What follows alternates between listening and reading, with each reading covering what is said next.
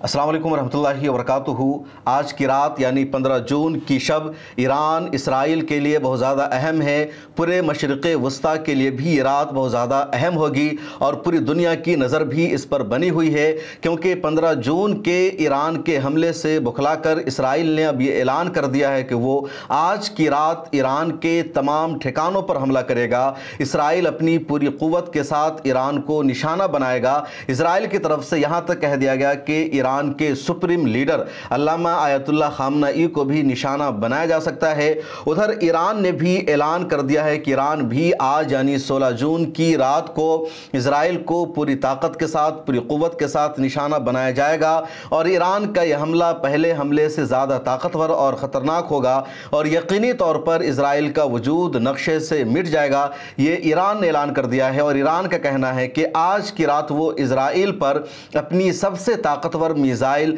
खैबर शिकन मिसाइल से हमला करेगा। खैबर शिकन मिसाइल सिर्फ ईरान नहीं बल्कि पूरी दुनिया की सबसे अहम और ताकतवर मिसाइल कहलाती है और इस मिसाइल की जो रफ्तार है, इसकी जो रेंज है 1500 किलोमीटर से ज़्यादा है।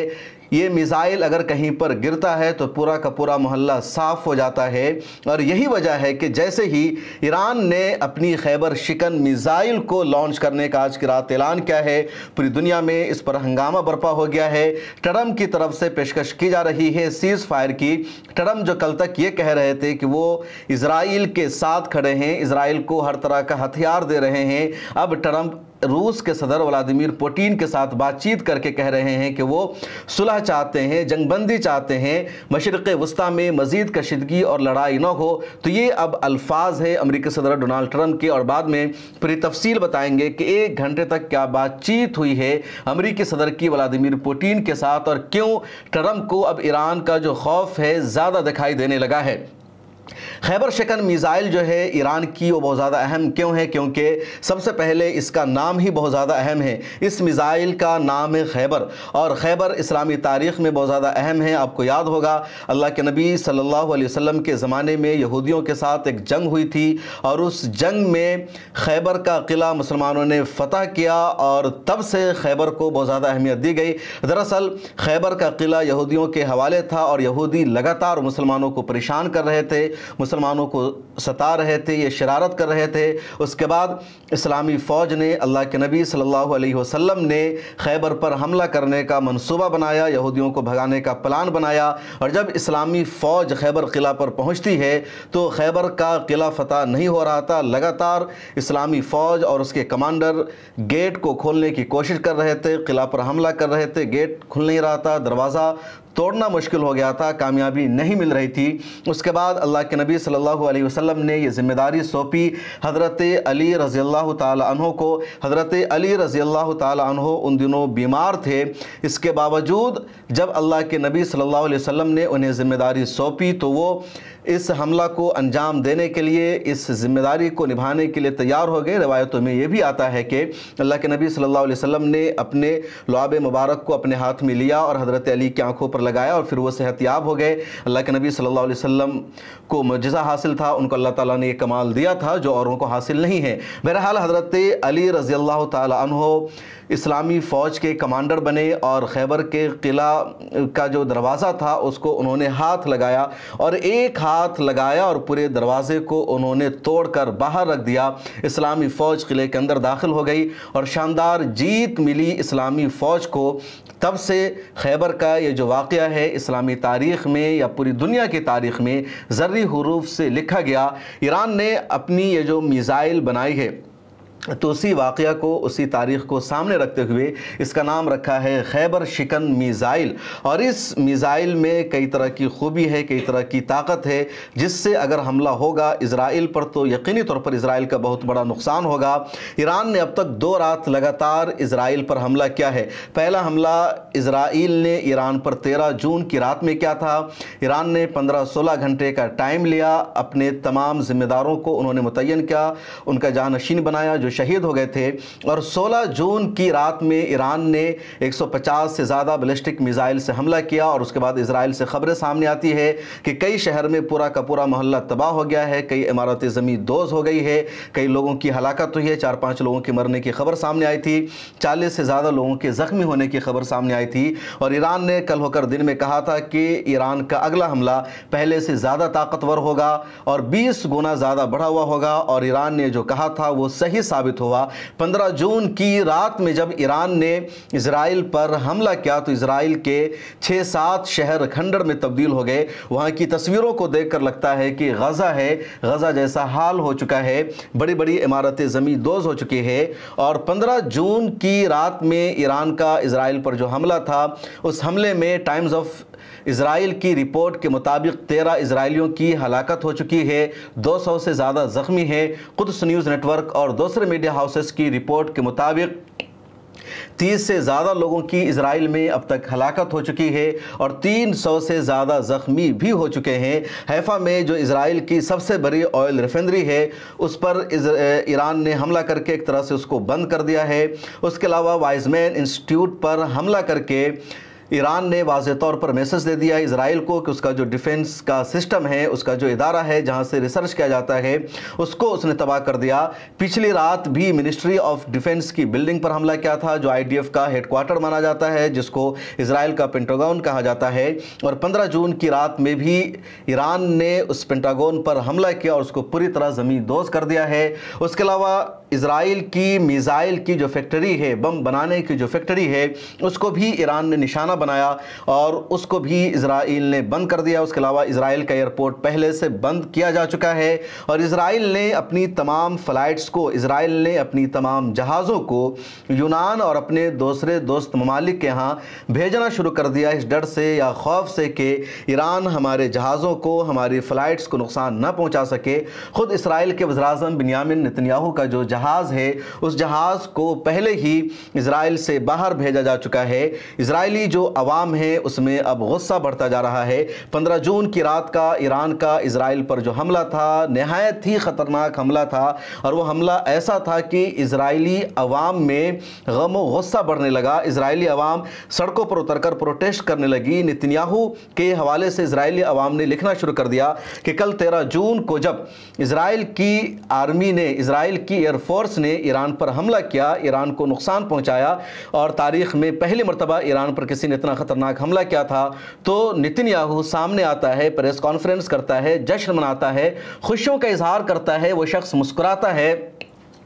وہ تورات کی تلاوت بھی کرتا ہے اور کہتا ہے کہ یہ حضرت موسیٰ کے صدقے میں ہمیں جیت ملی ہے۔ لیکن آج جب 15 جون اور 16 جون کی رات میں ہونے والے حملے کے بعد اسرائیلی عوام در در کی ٹھوکریں کھا رہی ہے، ملبوں کے نیچے دبی ہوئی ہے، گھر کا گھر تباہ ہو گیا ہے، 100 سے زیادہ گھر مکمل طور پر زمین دوز ہو گئے ہیں، ملبے میں بھی 50 سے زیادہ لوگوں کے دبے ہونے کا خدشہ ہے، پورے اسرائیل میں افراتفری ہے، کوئی کسی کا پرسان حال نہیں ہے، ڈر اور خوف کا جو عالم ہے لفظوں میں بیان نہیں کیا جا سکتا۔ ویڈیوز کو دیکھا جا رہا ہے، اسرائیل کی حکومت نے میڈیا کو کوریج سے روک دیا ہے، میڈیا کو کور کرنے پر پابندی لگا دی، اور کہا گیا کہ جہاں بھی اسرائیل میں ایران کا حملہ ہوا ہے اس جگہ کی لائیو ٹیلی کاسٹ نہیں کی جائے گی، وہاں کی رپورٹنگ نہیں کی جائے گی۔ ایسے میں بنیامین نتنیاہو کہاں ہیں؟ ایک شخص ہے، اس نے اپنے ٹویٹر ہینڈل پر لمبا چوڑا پوسٹ لکھا اور اس نے ہبرو زبان میں لکھا، اس کا جو میں نے اردو میں ترجمہ کیا ہے وہ میں پڑھ کر آپ کو بتانا چاہ رہا ہوں، اور بہت زیادہ اہم ہے، آپ اس کو سنیے۔ ایسا نہیں ہے کہ اسرائیلی عوام بنیامین نتنیاہو سے بہت زیادہ خوش ہے، بلکہ جو کچھ میڈیا میں دکھایا جا رہا ہے اس سے کہیں زیادہ، کہیں بڑا نقصان ہوا ہے اسرائیل کا، اور سینسرشپ کے باوجود وہاں کی عوام سوشل میڈیا پر لکھ رہی ہے، وہ لوگ زیادہ تر ہبرو زبان میں لکھ رہے ہیں، اس لیے عام لوگوں کو پتہ نہیں چل رہا ہے، لیکن میں نے اس کا جو ترجمہ کیا تو ہبرو زبان کہ اس پوسٹ کا جو ترجمہ ہے جس میں وہ شخص کہتا ہے نتنیاہو نے آپریشن کے آغاز پر مسکرا کر کیمرے کا سامنا کیا، یہاں تک کہ اس نے فرینک سینترا کے گانے بھی گنگنائے۔ یہ اس شخص کی مسکراہٹ تھی جس نے ایک زبردست ٹریلر دیکھا ہو یا سمجھا ہو کہ پوری فلم بھی ایسی ہی ہوگی، ایک خود پسند مطمئن مسکراہٹ، حلق سے بمشکل نکلتی آواز میں اس نے کہا، قوم شیر کی طرح اٹھے گی جیسے وہ موسیٰ ہو، مگر پیار کمپنی کے ساتھ۔ لیکن جب بات یافو اور بتیام میں ملبے تلے دبے بچوں کی لاشوں کی ہو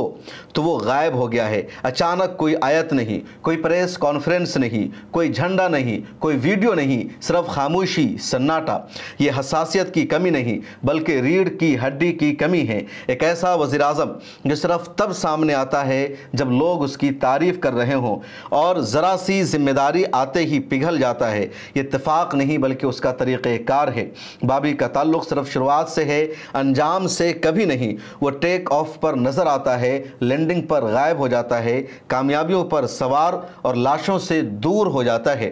پھر اس کے نالائق بیٹے نے اس کا موازنہ چرچل سے کر دیا۔ واقعی چرچل جو ہر صبح جرمن بمباری کے بعد لندن کی تباہ شدہ گلیوں میں نکلتا، لوگوں سے ملتا، جنگ کی راہ کو چھوتا، نہ کہ چھپتا، نہ ہی سروے کا انتظار کرتا، بس وہاں موجود رہتا، برخلاف بابی کے جو بتیام میں تعزیت کا ایک دکھاوے کا دورہ کرنے تک نہیں آیا ہے تاکہ کہیں اس پر سچے دکھ کی ایک بوند بھی نہ لگ جائے۔ بابی کوئی لیڈر نہیں، وہ ایک پروڈکٹ ہے، ایک اشتہار ہے۔ چمکتی پکنک کے اندر خالی پن ہے۔ جب تک دھماکے اور روشنی ہے وہ فرنٹ میں رہتا ہے، جیسے ہی خون بہنے لگے وہ خاموش ہو جاتا ہے، جیسے ہی ملبے نظر آئے وہ انتظار کرتا ہے کہ پورا ملبہ صاف ہو جائے۔ ایک ملک جو آگ کے نرغے میں ہے، اسے ایسے شخص کی ضرورت ہے جو کھڑا ہو کر کہے میں یہاں ہوں،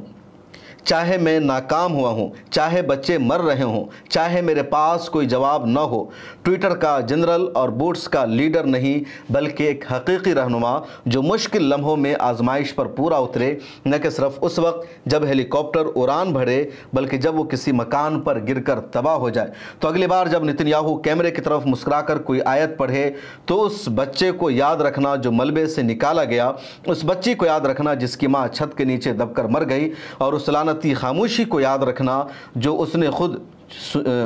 چنی۔ تب سمجھ میں آئے گا یہاں کوئی چرچل نہیں، صرف ایک مدھم اشتہار ہے اس لیڈر کا جو شاید کبھی تھا، اب صرف ایک کھوکھلی آواز ہے۔ تو یہ ایک شخص کا تبصرہ ہے ٹویٹر پر، اور صرف ایک شخص نہیں بلکہ اسرائیلی عوام کا اس وقت یہی احساس ہے، کیونکہ سچ میں ایران کے 15 جون کے حملے نے اسرائیل کو اندر سے ہلا دیا ہے۔ اسرائیل کے صدر کا بیان سامنے آیا ہے کہ آج کی جو صبح بہت ڈراؤنی، بہت بھیانک رہی، اور اسرائیل پر اتنا بڑا خطرناک حملہ اس سے پہلے کبھی نہیں ہوا۔ اسرائیل کے بہت سارے لوگوں نے میڈیا میں آ کر کے کہا، کچھ لوگوں نے سوشل میڈیا پر لکھا، جن لوگوں نے 1967 کی 6 روزہ عرب اسرائیل جنگ کو دیکھا، اس کے علاوہ ان لوگوں نے 1976 کی جنگ کو دیکھا، وہ لوگ بھی کہہ رہے ہیں کہ اتنا خطرناک حملہ اسرائیل پر اس سے پہلے کبھی نہیں ہوا۔ اس سے پہلے کے حملوں میں اسرائیل میں اتنی تباہی کبھی نہیں ہوئی۔ اسرائیل میں محلہ کا محلہ اس طرح کبھی صاف نہیں ہو گیا جس طرح اس مرتبہ ہوا ہے، اور یہ سب ایران نے میزائل کے ذریعے کیا ہے۔ ایران نے کسی ملک کے ایئر اسپیس کو اپنے جنگی جہاز کے لیے استعمال نہیں کیا ہے۔ یہ بات سمجھے کہ جنگوں میں جو فائٹر پلین کا استعمال ہوتا ہے اس میں بہت بڑی تباہی ہوتی ہے، اس میں ٹارگٹ اٹیک ہوتا ہے، پورا کا پورا بم ایک جگہ جا کر کے گرتا ہے اور تباہی کی جو رفتار ہے بہت زیادہ بڑھ جاتی ہے۔ دوسری طرف میزائل کا جو اٹیک ہوتا ہے اس کو انٹرسیپٹ کرنا، اس کو روکنا، ایئر ڈیفنس سسٹم کا استعمال کرنا اس کے لیے بہت زیادہ آسان ہو جاتا ہے۔ اسرائیل جہاں پر ہے اس کے ایک طرف لبنان ہے، ادھر شام ہے، پھر اردن ہے، اور یہ 3 ممالک ہیں جن کی سرحدیں ڈائریکٹ ملتی ہے، کچھ مصر کا حصہ ملتا ہے، اس کے بعد سمندر ہے، اور اسرائیل سے ایران کا جو فاصلہ ہے وہ تقریباً 1700-1800 کلومیٹر کا ہے۔ ایران کی سرحد جو زیادہ تر ہے تقریباً وہ عراق سے ملتی ہے، اور عراق کے بعد جورڈن بھی ہے، ادھر شام بھی ہے، اور ادھر لبنان بھی، یہ سب آ جاتا ہے۔ اسرائیل اپنے جنگی جہاز کو اسرائیل سے اڑاتا ہے اور وہ جورڈن کے ایئر اسپیس کو استعمال کرتا ہے، سیریا کے ایئر اسپیس کو استعمال کرتا ہے، پھر وہ عراق کے ایئر اسپیس کو استعمال کرتا ہے، اور عراق کے ایئر اسپیس کا استعمال کرتے ہوئے وہ ایران پہنچ جاتا ہے، اور ایران پہنچ کر وہ ایران میں تمام اہم ٹھکانوں کو ٹارگٹ کرتا ہے، نشانہ بناتا ہے، وہ واپس آ جاتا ہے، اور عراق میں جہاں امریکہ کا ملٹری بیس ہے وہاں اتر کر وہ دوبارہ سے تیل بھرتا ہے، اور دوبارہ وہ اسرائیل آ جاتا ہے، یا کئی مرتبہ ایران کے جو جنگی جہاز ہیں وہ عراق इराक़ में मौजूद अमेरिका के मिलिट्री एयरबेस का ही इस्तेमाल करते हैं और वहाँ से वो ईरान पर हमला करते हैं, क्योंकि कोई भी जंगी जहाज़ इस वक्त ऐसा नहीं है जिसके पास इतनी कैपेसिटी हो कि वो 1700-1800 किलोमीटर का फासला, इतना लंबा ड्यूरेशन तय करके जाए और दोबारा वापस आ जाए, क्योंकि रास्ते में उसको रिफ्यूलिंग की हर हाल में ज़रूरत पड़ती है। तो वो इराक़ में मौजूद अमेरिकी मिलिट्री बेस का इस्तेमाल कर रहा है। ईरान अगर अपने फाइटर प्लेन के ज़रिए इज़राइल पर हमला करना चाहे तो उसके लिए पॉसिबल नहीं है, क्योंकि ईरान जैसे ही अपने फाइटर प्लेन के ज़रिए इराक़ के एयर स्पेस में दाखिल होगा तो इराक़ में पहले से अमेरिका का मिलिट्री बेस मौजूद है, अमेरिका का डिफेंस सिस्टम वहाँ मौजूद है और वो उसको मार करके तबाह कर देगा। अगर इराक़ की सरहद से बच भी गया कोई ईरान का फाइटर प्लेन तो उसके बाद शाम की सरहद भी आ सकती है, जॉर्डन की सरहद भी आ सकती है और वहाँ भी उसको मार गिराया जा सकता है, क्योंकि जॉर्डन भी इज़राइल के लिए काम करता है। अपने एयर डिफेंस सिस्टम को वो इज़राइल के मिज़ाइलों के लिए इस्तेमाल किया है। इज़राइल के कई मिज़ाइल को जॉर्डन ने मार गिराया है और जॉर्डन सफाई में कह रहा है कि हो सकता था कि ये मिज़ाइल जॉर्डन में कहीं पर गिर जाए, इसलिए उसने ऐसा किया, जबकि ऐसा कुछ भी नहीं था। वो मिज़ाइल सीधे सीधे इज़राइल ही पहुंचने वाला था, इज़राइल पर ही गिरने वाला था। तो अगर ईरान का कोई फाइटर प्लेन, कोई जंगी जहाज़ इराक़ की सरहद को क्रॉस भी कर जाता है तो जॉर्डन में उसे मार गिराया जाएगा या सीरिया में, शाम में मार गिराया जाएगा। और इसके आसपास इज़राइल का डिफेंस सिस्टम मौजूद है। ख़ुद इज़राइल का जो डिफेंस सिस्टम है वो 3 लेयर में मौजूद है, फिर अमेरिकी थाड वहाँ मौजूद है। तो इसलिए ईरान के लिए मुमकिन नहीं है जंगी जहाज़ से हमला करना, फाइटर प्लेन से हमला करना। और ईरान अगर फाइटर प्लेन से हमला करना शुरू कर दे इज़राइल पर तो सच में इज़राइल की जो तबाही है वो बहुत भयानक हो जाएगी। इज़राइल की इमारत तबाह हो जाएगी, इज़राइल का पूरा मिलिट्री हेडक्वार्टर ख़त्म हो जाएगा और इज़राइल 100 साल पीछे चला जाएगा। लेकिन ईरान की मजबूरी ये है, या मुस्लिम ममालिक ऐसे हैं जो ईरान का साथ इस मुश्किल घड़ी में नहीं दे रहे हैं और इसी वजह से ईरान ने मिज़ाइल टेक्नोलॉजी पर फोकस किया। ईरान ने मिज़ाइल बनाना शुरू किया, ख़तरनाक मिज़ाइल उसने बनाया और अपने मिज़ाइलों से हमला कर रहा है और मिज़ाइल के हमले का असर साफ इज़राइल पर दिख रहा है, तबाही और बर्बादी दिख रही है। दूसरी बात एक और अहम यह है कि इज़राइल के पास जो फाइटर प्लेन है वो F-35 है जो अमेरिका का दिया हुआ है और वो रडार में नज़र नहीं आता, वो ऊपर से फ़िज़ा में हमला करता है, वो मिसाइल लॉन्च करता है, कई तरह की ताकत उसके अंदर मौजूद है, इलेक्ट्रॉनिक वारफेयर के भी वो जहाज़ सलाहियत रखता है। दूसरी तरफ ईरान के पास जो फाइटर प्लेन हैं वो रूस के दिए हुए हैं और वो पुरानी जनरेशन के हैं, उनके अंदर अब पहले जैसी ताकत नहीं है जिसमें सुकोई है, मिग है और इस तरह के जो जहाज़ हैं। तो इस वजह से भी फाइटर प्लेन की लड़ाई में या एयरफोर्स की लड़ाई में ईरान पीछे है, इज़राइल आगे है। लेकिन अपनी मिसाइल टेक्नोलॉजी से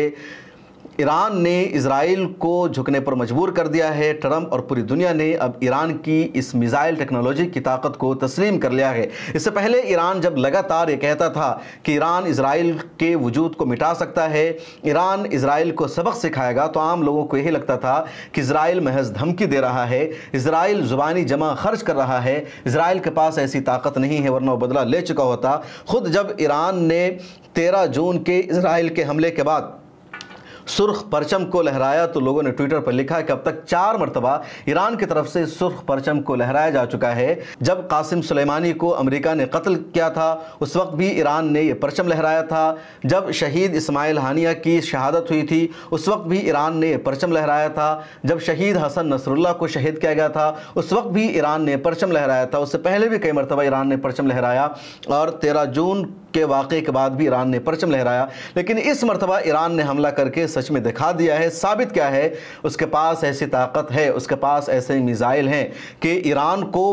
परेशान किया जा सकता है, ईरान के लोगों के दिलों में डर और खौफ को पैदा किया जाएगा। और यही वजह है कि इजराइल में अब सोशल मीडिया पर लोग ये भी लिख रहे हैं कि आइंदा दिनों में हम ऐसे शख्स को अपना वोट देंगे जो कम से कम 7 घंटे की नींद लेने का मौका दे, जो लोगों को सोने का मौका दे, क्योंकि इज़राइल में इस वक्त लोग सो नहीं रहे हैं, हर वक्त वहाँ सायरन बजता है, लोग बुंकरों में छुपते हैं, पनाह लेते हैं, इधर उधर भागते हैं, कोई कपड़ा पहने बगैर भागता है, कोई नंगा होकर के भागता है। जो एम्बेसडर हैं, जो मिनिस्टर्स हैं, जो बाहर के लोग वहाँ मौजूद हैं, वो सब परेशान हो रहे हैं। उसके अलावा जब इज़राइल ने अपने एयरपोर्ट को बंद कर दिया है तो इज़राइल के जो लोग यूरोप में हैं या दूसरे जगहों पर है वो परेशान हैं, वापस आना चाहते हैं, लेकिन उनकी वतन वापसी का कोई रास्ता नहीं बन रहा है, उनकी परेशानी जो है बढ़ती जा रही है। इधर ईरान से एक और खबर सामने आई है कि ईरान ने